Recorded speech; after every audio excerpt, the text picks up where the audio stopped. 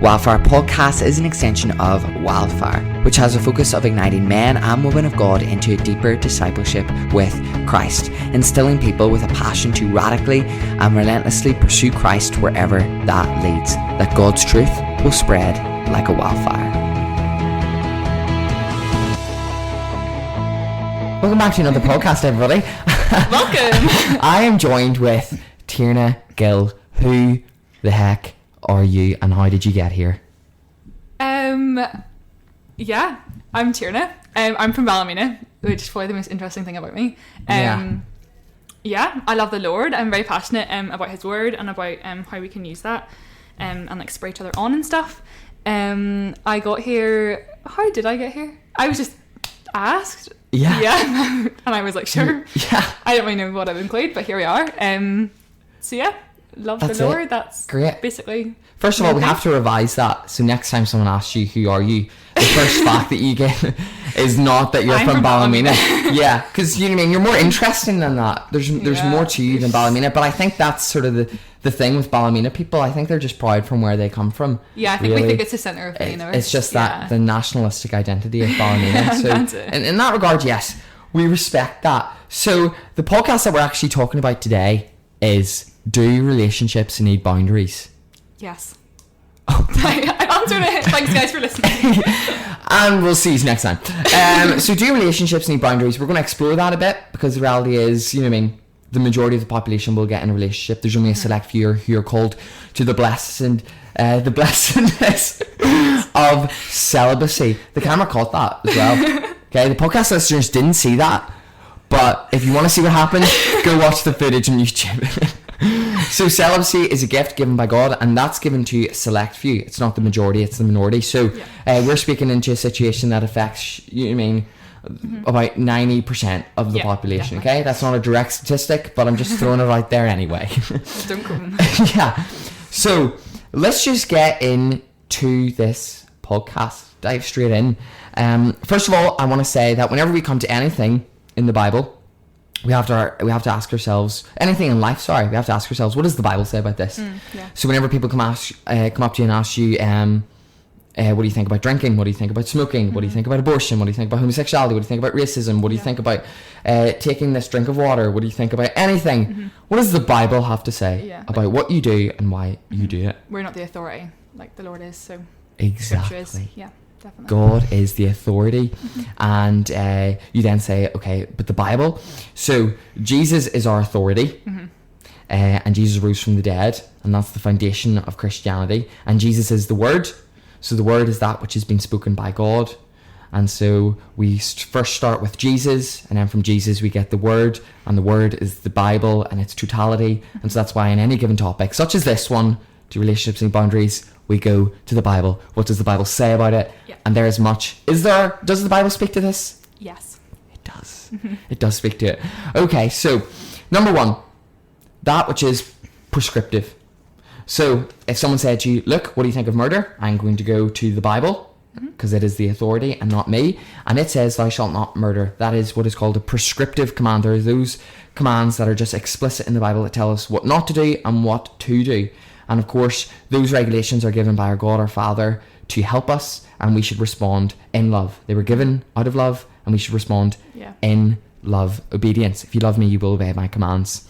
And so, what does the Bible have to say prescriptively about this? And it may seem that I'm speaking the majority at the start here, but Tierna, she will speak the longest in this podcast, I assure you. Okay, she's going to be the person that we question. Okay, so prescriptive verses in the Bible about what we should do and what we shouldn't do. Say this, 1 Corinthians 6:18, flee from sexual immorality. Every other sin a person commits is outside the body, but the sexually immoral person sins against his own body. There is this category in the Bible called sexual immorality, and it is clearly put in a category of its own, like many other sins. Because every other sin commits outside the body, but this is done within the body. So there's clearly, we can't go into the depths of what that means, but it is just to say that sexual sin is something very different, and it affects us very differently. Hebrews 13:4 says, let marriage be held in honour among all, and let the marriage bed be undefiled, for God will judge the sexually immoral and adulterous. 1 Thessalonians 4:3-5. Do you want to know what the will of God for your life is, Tierna? What is the will of God for my life? Get ready. For this is the will of God for your life, your sanctification, that you abstain from sexual immorality, that each one of you know how to control his own body in holiness and honour, not in the passion of lust like the Gentiles who do not know God. Matthew 5:28 says, but I say to you that everyone who looks at a woman with lustful intent has already committed adultery with her in his heart. So the reality is, I sitting right now have committed adultery because I've lusted. Have you committed adultery? Yes. Because you've lusted. We're all filthy sinners. Period, yeah.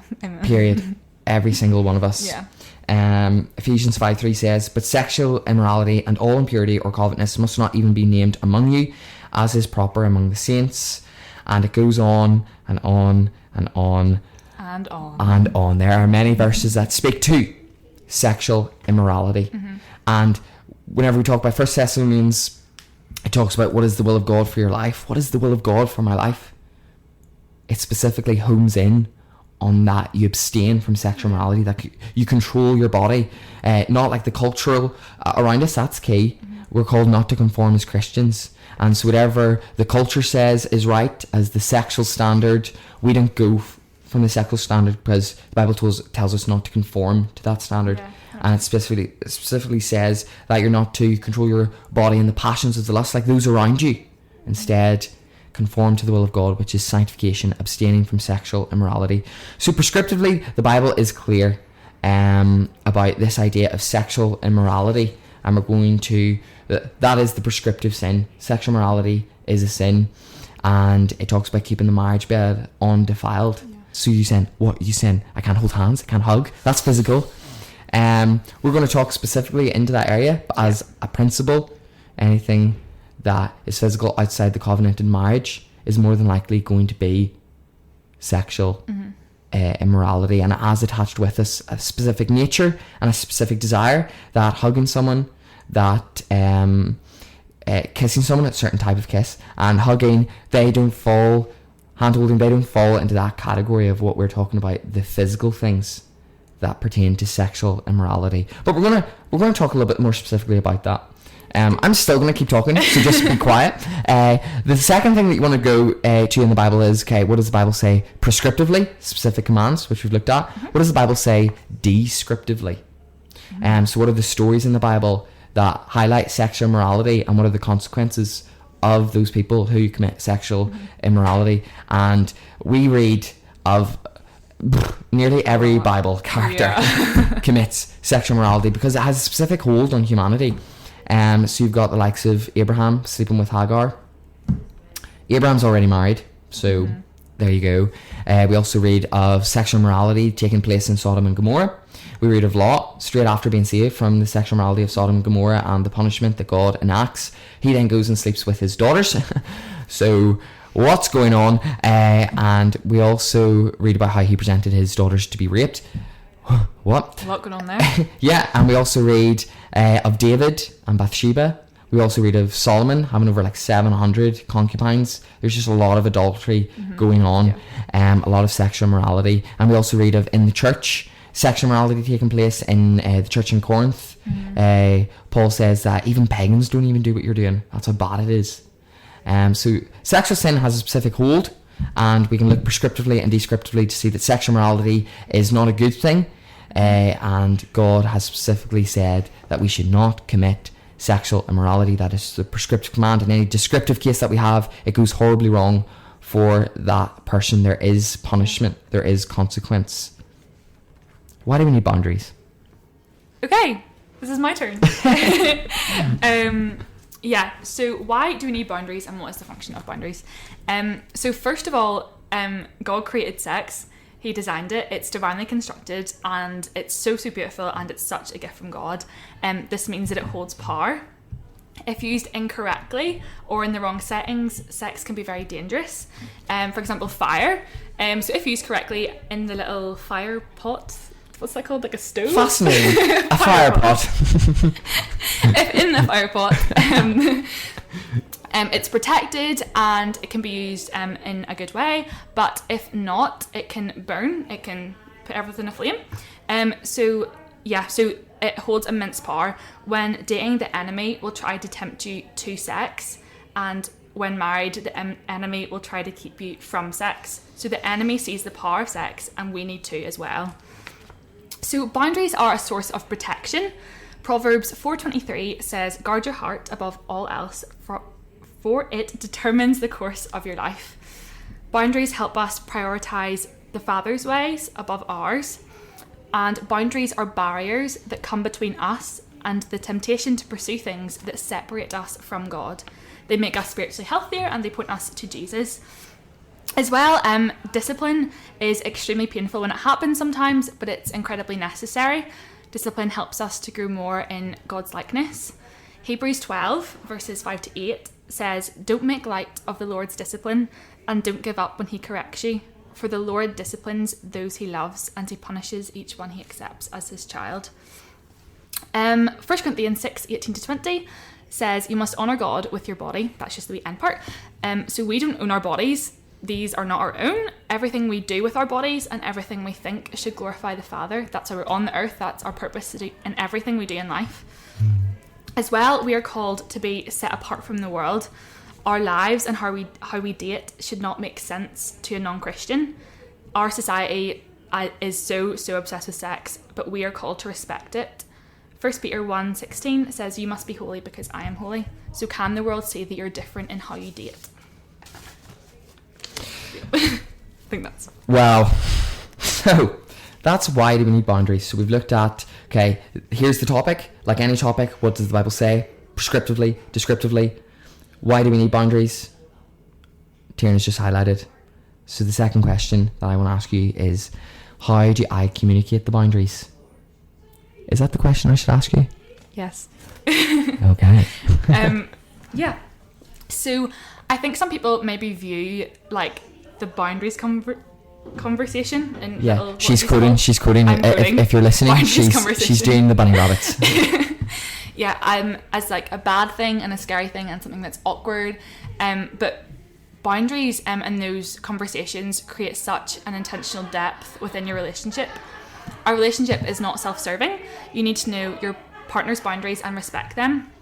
You can't expect your boundaries to be respected if you haven't communicated them first.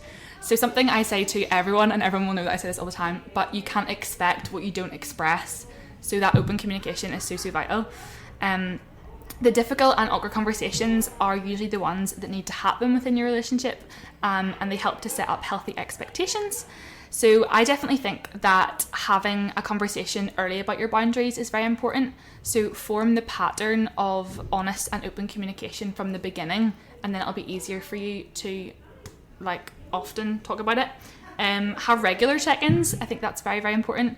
Boundaries will change throughout a relationship, and that's okay, but you have to communicate about this. So I've got here, for relationships to work, it takes work. And that sounds like such a little cringy Pinterest quote. But it's so true. You need to ask each other those difficult questions, and you need to have respect for one another and patience with one another. As well, you're not married, so don't act like it. Delayed gratification is a good thing, and self-control is a fruit of the Spirit. We are called to deny ourselves. Spiritual boundaries are also important. That wee bullet point was just thrown in there. Spiritual boundaries are also important. I agree with that, yes. Another podcast coming your way. Yeah, so I think sometimes we focus so much on just physical boundaries, but also looking at spiritual and emotional boundaries. In a relationship, like, I am not your main provision of spiritual intimacy, Jesus is. There's a significant difference between a first-hand relationship with Jesus and a second-hand one. So don't be spiritually dependent on each other. I just threw that in there. So yeah, just talk about things, communicate things from the beginning, communicate them regularly. And yeah, the awkward conversations need to happen. Yeah. So good. So good. Purity is a heart posture. Yeah. What do you say to that? A statement, a question. Purity is a heart posture, question mark. Tierna, give me the answer. So yeah, I think sometimes we focus so much on the do's and the don'ts. I've had so many people ask me, they're like, how close are we to the line, also in bunny rabbits? I think if this is a question that you're asking yourself, then this might be the wrong question. I heard an analogy once about a car. So if you're driving on the road and there's like the white line in the middle of the road, you don't even want to go near that line, because you know if you go over that line, then you might hit a bike, or you might hit a person, or you might hit a car with a family. So you stay within your line because you want to protect yourself and because you want to protect others. So I think that can be applied as well. I think good questions to ask yourself is, why am I doing this? Is it out of affection or is it out of sexual pleasure? What am I thinking about? And is this glorifying God? 2 Timothy chapter 2 verses 22 says, run from anything that stimulates youthful lusts. So don't dance on bunny rabbits, the line. Flee from it, run from it. You have to honour, protect and respect one another. Whoever you're in a relationship with, they are a son or a daughter of the king, and you have to treat them like that and view them like that. I think a big thing in purity is listening to your convictions. So be very intentional and prayerful about them. But the main thing is conviction leads to behavioural change. Psalm 25:15 says, my eyes are always on the Lord, for he rescues me from the traps of my enemies. So within your relationship, you need to keep your eyes on the Lord. He is your priority. And if you open up your heart to conviction, then he will. As well, be open to correction from others. We often look to others to be validated and not corrected. But there's so many verses about accountability or about wise counsel in the Bible. Proverbs 19:20 says, get all the advice and instruction you can, so you will be wise the rest of your life. And Proverbs 20:18 says, don't go to war without wise advice. So have accountability. This is so important and so vital. Share your boundaries with your close friends and mentors, and they can help keep you accountable. Romans 12:3 says, don't think you're better than you really are. So be open to correction. Nobody is perfect. And James 5:16 says, confess your sins to each other and pray for each other so that you may be healed. One of the most significant ways we can fight for purity is to be open with one another. So good. I have also heard an analogy. Would you like to share your analogy, Luke? I'm going to. This idea about getting close to the line, as you said, how close can we get? That's the wrong question. It shows that you're in the wrong frame of mind. And if you think of sex, we've referred to it in your analogy, we've also referred to it as fire that can get out of control and needs to be put in the correct confines, the correct safeguards, the correct parameters, which is the covenanted marriage. There and there only is it safe. And I think it's this idea of a bomb. If you think of sex as a bomb and this bomb's about to go off, and you don't think to yourself, how close can I get to the bomb before it goes off? That's ludicrous. But instead you think to yourself, how far can I get away from the bomb?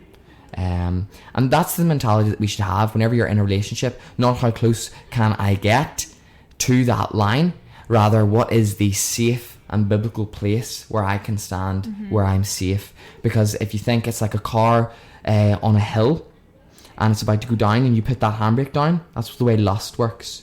So lust is the car, and when you put the handbrake down, inevitably it will just go for it. It will just go one way. Yeah. So you need to make sure that your car has the handbrake up and is sitting on the other side of the hill, upward. You want to make sure that you're not going to go downward into any sin that God does not want you to be in.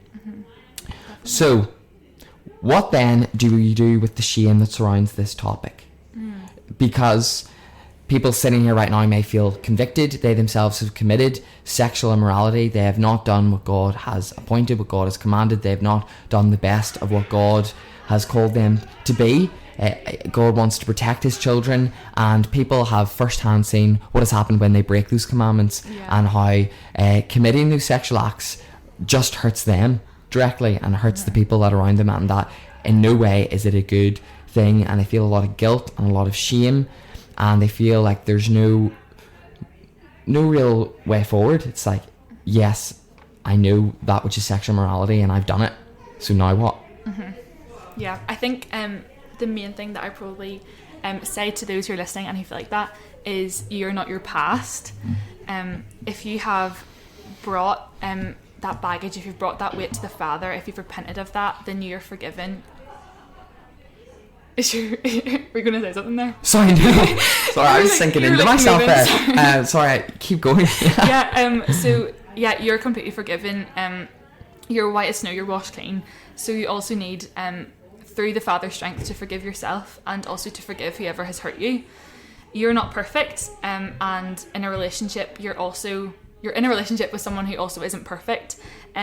So things will happen, fights will happen, etc., etc. So the most important thing to do in that situation is to communicate, to turn to the Father, forgive yourselves, forgive each other, and allow the Father to forgive you. As well, it's never too late to turn from what you're doing.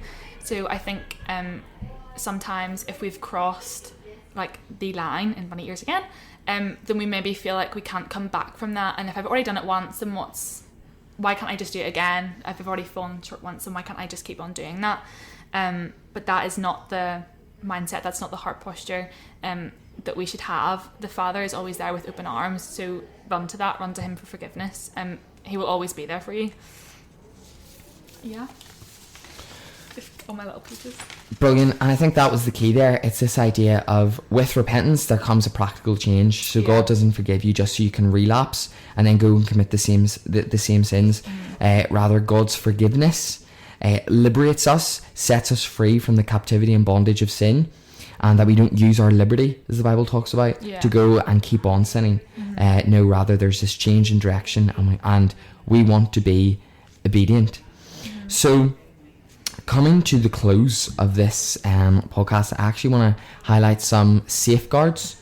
So number one is, what does the Bible say about this topic, if it has anything to say on boundaries?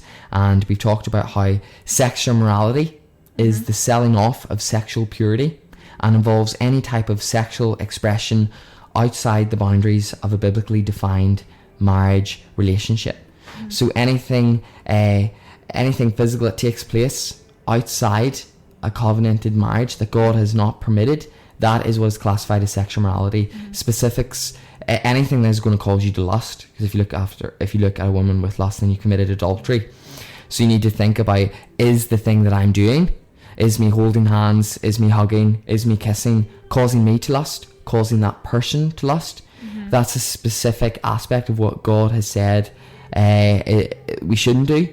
And if we do it, then we're clearly breaking the command of sexual immorality. It also, your specifics include pedophilia,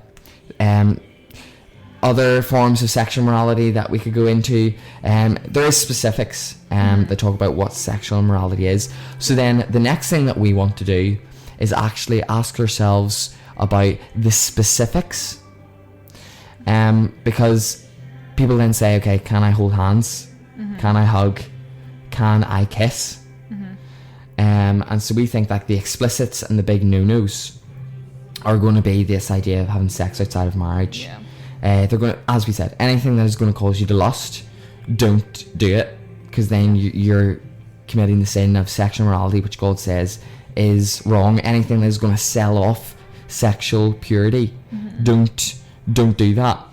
And so it then comes down to the specifics. It becomes a conscience issue. The sexual morality is the prescriptive command, this idea of anything that's going to cause you lust. That applies to anyone.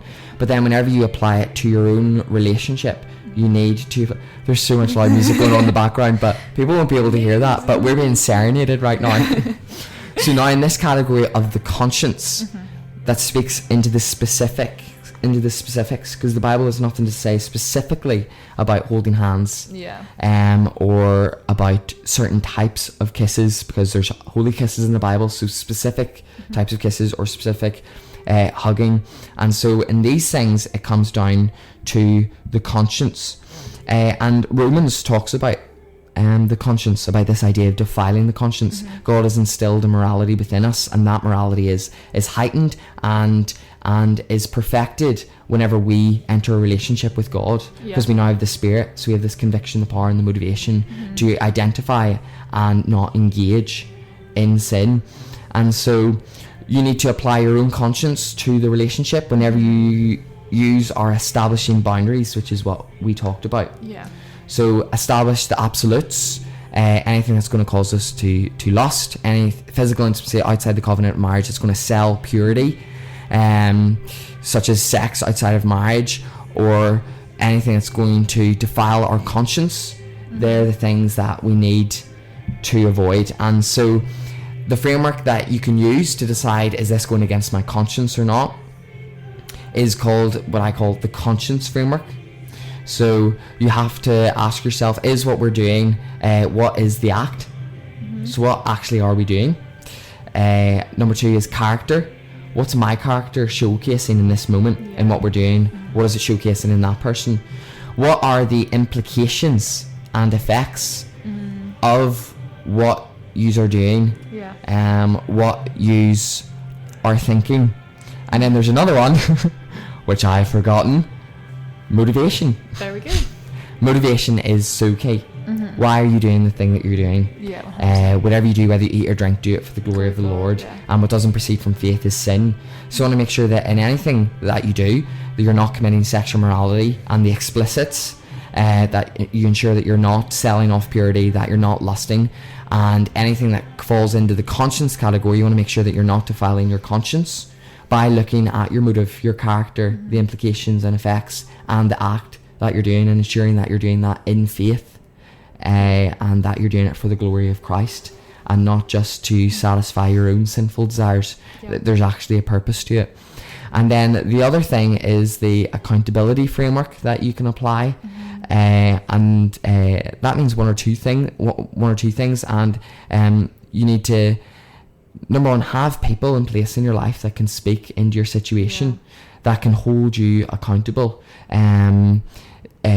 Are you obeying what God has commanded, or are you not? And on a daily basis, they can hold you accountable to that, whether that be, I think, parents or guardians. And another wave is mentors, and another wave is close and trusted friends. Are 3 waves of accountability that should be in place when addressing this topic. Do you have anything to say about that? This idea of the conscience framework, the accountability framework, and how that can help us decide what goes against my conscience and what doesn't, in the things that are conscience issues and fall out of the parameters of the prescriptive and descriptive commands of sexual morality. Do you have anything to say about that? I think spot on. Look, I think just being very prayerful about what you're doing, be very intentionally praying about what you're doing, and I think that if you like open your heart to correction and conviction, and if you like ask for it, then like you will get it. So you just need to be open to it, and then also listen to it. Sometimes conviction, not sometimes, like pretty much all of the time, it's a really not nice feeling, but understanding that conviction brings us closer to the Father, it makes us more in his likeness. Conviction is a good thing, and if you're feeling convicted about something that you and your boyfriend or you and your girlfriend are doing, then that's not a bad thing. Your relationship will become more pure, it'll become more holy, and yeah.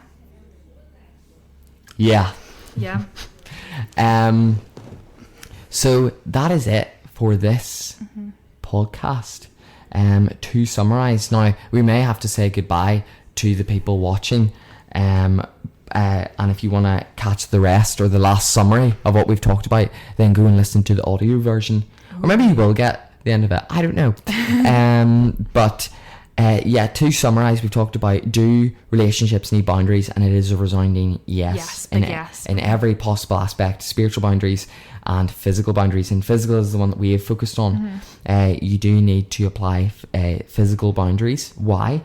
Because in any given topic, you need to go to the Bible, the Word of God, the Word that is Jesus. Jesus showcases the trustworthiness and reliability of the Bible. Jesus is the cornerstone of everything that we believe, and so we have to go to the Word, and we have to say, what does it say on this topic? And prescriptively, it talks about this idea of sexual immorality, and sexual immorality is anything that is going to devalue purity. It is anything that is going to basically throw away purity in your life.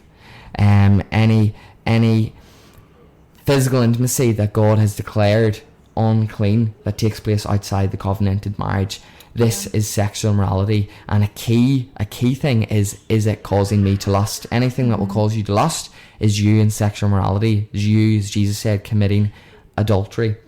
And we have descriptive cases of that in the Bible, of those who committed sexual immorality and how it did not go well for them. Yeah.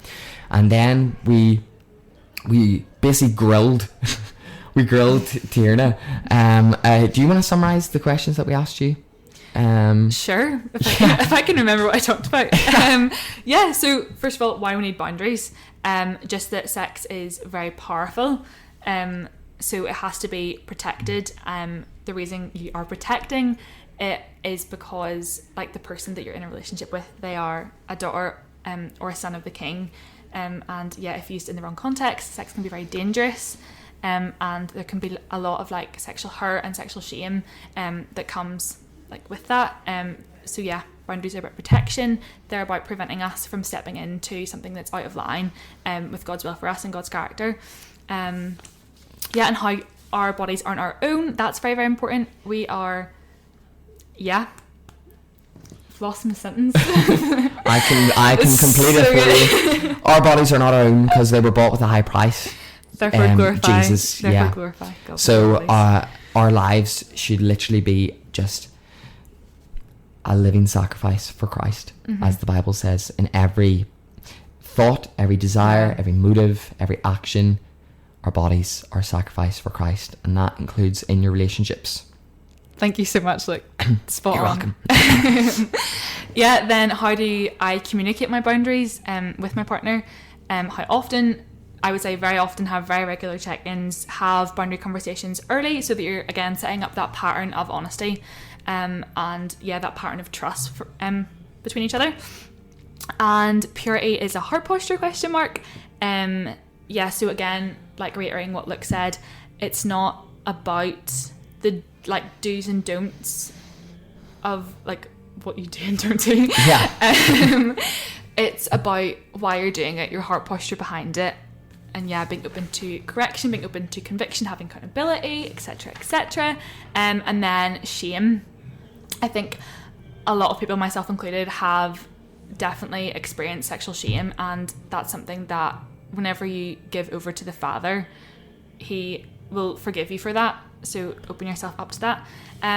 As well, I was meant to like put this into some of my words, but I didn't, so I'm just gonna put it in some of my little bullet points. The poor people on YouTube have just lost all of this, but we gave them a disclaimer. Yeah, it's fine. Yes, keep going.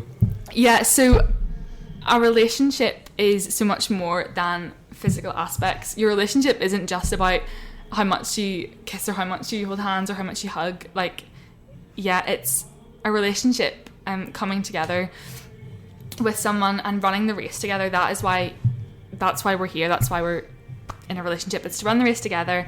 It's to prayerfully encourage one another. It's to spur each other on, with Jesus as the focus always. Jesus has to remain the priority and the centerpiece of your relationship.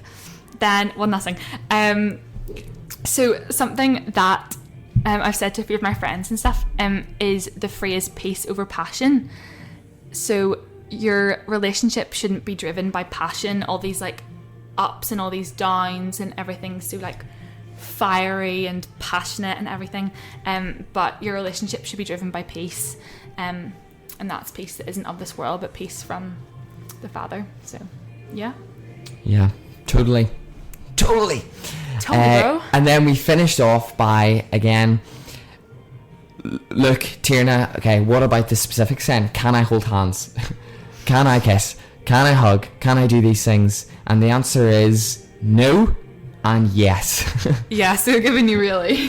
Yeah. So if it falls into the prescriptive and the descriptive category, if it's going to devalue purity, if it's going to sell purity, if it's going to fall into a prohibition that God has given with reference to sexual morality, if God has said that you cannot do this as it is sexual morality, if it is going to fall in the category of lust, if it doesn't proceed from faith, if it is not for the glory of Christ, if there is not appropriate safeguards in place, then that's a no. Yeah. If it's going to defile your conscience and leave you feeling impure before the throne room of God, that's a no as well. That's a no as well. And so the things that you do, you have to communicate that. Those boundaries mutually have to be accepted by both parties, and for the men that they take initiative and that they lead in this area, and that they don't be cowards, and that they certainly don't be a stumbling block to the ladies. Rather, they say, here's where we're at, here's what we believe, here's why we believe it, and let's stick to that. It's so important, yeah. And again, if you want to take anything in question, okay, holding hands, okay, hugging, okay, kissing. And whenever I talk about kissing, the nature of the kiss matters, okay? 100%. Whenever we talk about the nature of the kiss, again, it's is that kiss causing you to lust? Is that a kiss of escalation, or is it a kiss of stopping? Yeah, the environment that you're in. Exactly. Definitely can lead to. It all matters. Yeah, so don't put yourself in a position where you're going to have to. The bomb. Don't get close to the bomb. Exactly. Don't do it. Get away from the bomb.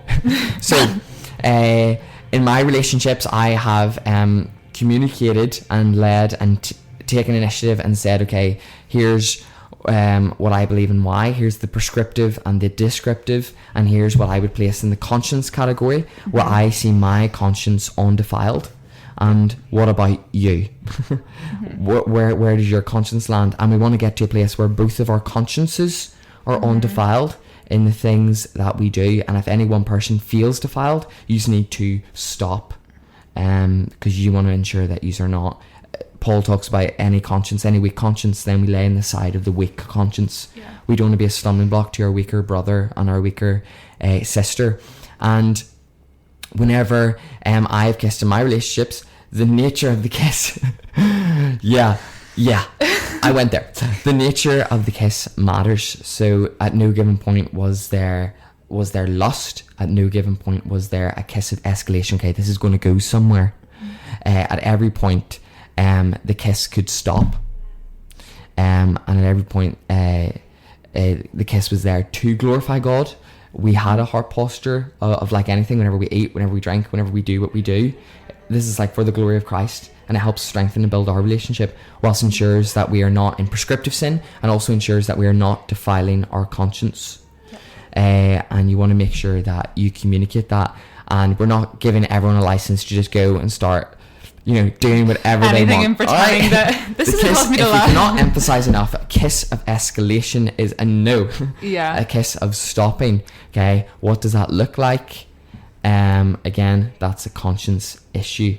And I think it's so important to be able to, like, in the moment, say to like your boyfriend or your girlfriend, we need to stop, like, get away, separate planets. And you really should be able to do that. Like, if you're falling prey to kissing because I really feel like that's about it. Because hand holding, yes, that doesn't fall in the prescriptive command for me. It's a conscience issue. But if it defiles your conscience, don't do it. And whenever it comes to hugging, same thing. If it defiles your conscience, don't do it. It doesn't defile mine. And whenever it comes to kissing, I feel like that's the last thing that we can go to.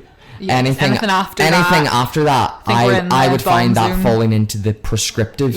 That which God has prohibited, that which it falls into the category of sexual immorality, that which sells, and that which is just going to defile your conscience, no matter what safeguards you introduce.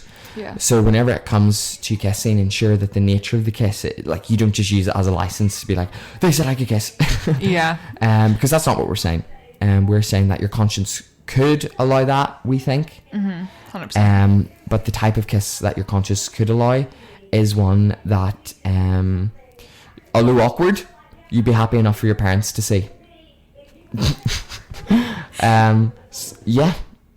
Yeah, that's a good sign. No, I'm not saying, you know what I mean, like, kiss in front of the parents. Because at no point would I ever want to do that, no matter what it is. But it is just to say it's a good rule.